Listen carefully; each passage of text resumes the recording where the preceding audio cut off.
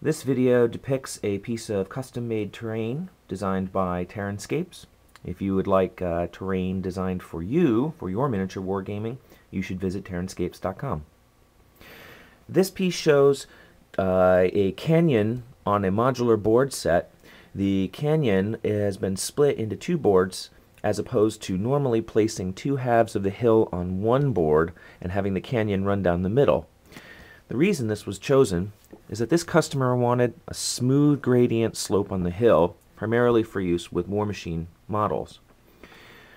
Because of the need for a very gradual slope for the models to prevent tipping over, the slope had to be very gradual, making the hill quite long, and I was unable to fit two hills on the same board.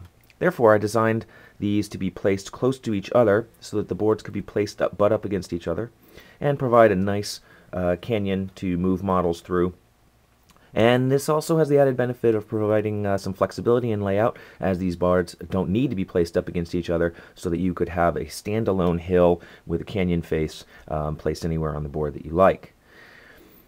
The interesting thing I discovered was that I assumed that the heavy warjacks would be the most unstable models. Because of their very top-end heavy design with the broad shoulders and the spindly legs, I thought they'd be the most tippy. What I found out, though, is that because they have quite a large base, they're actually relatively stable on a variety of slopes, and can be a bit tippy in some situations, but overall were much more stable than I expected. This held true for the lighter warjacks as well, as they have a similar base to weight ratio.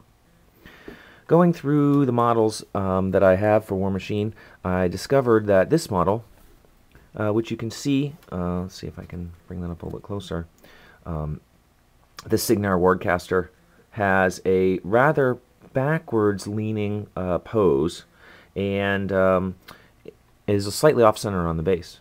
And what I found is that this model actually tends to be the most unstable. As you can see here, it doesn't really want to sit up on this slope. It does better facing forward, of course, because the center of gravity is more favorable.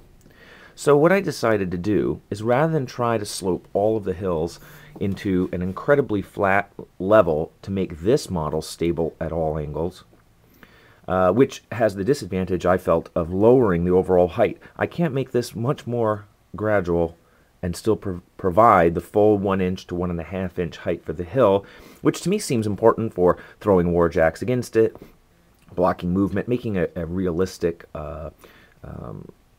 impassable terrain area. So instead, what I did is I developed an add-on piece to go with the set. These wedges are cut to be matching the base diameter of the smallest bases for the Warmachine models, infantry models, and it's cut at an angle. By doing that, I can place a wedge on a hill.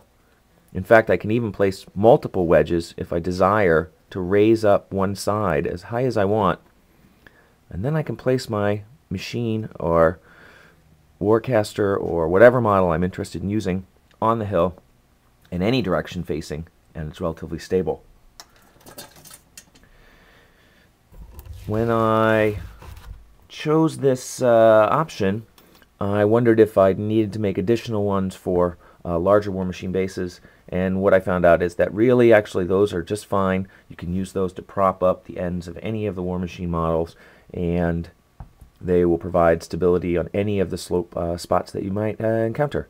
For the most part, the models are going to be stable or close to stable on most of the hill, but there are some key areas where the slope is just a little bit too extreme and the models won't quite stay.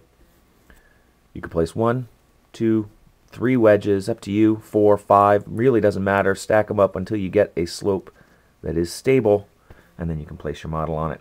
And being the same diameter, they're relatively unobstructive visually and are easily taken off the board and used wherever you may need them. So I thought that was a good solution for this custom piece, and I wanted to provide this information to the general public in case there are similar people. I've been getting more requests for more gradual slopes. I think people are really starting to look for increased realism in their overall hill design in order to mimic the fantastic paint jobs that people are really putting out nowadays, and to get the most visual impact out of their terrain.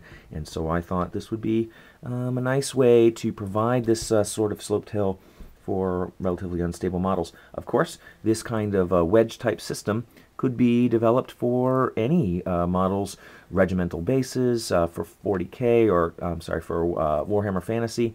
Of course, they could be used for 40K models, relatively same base round.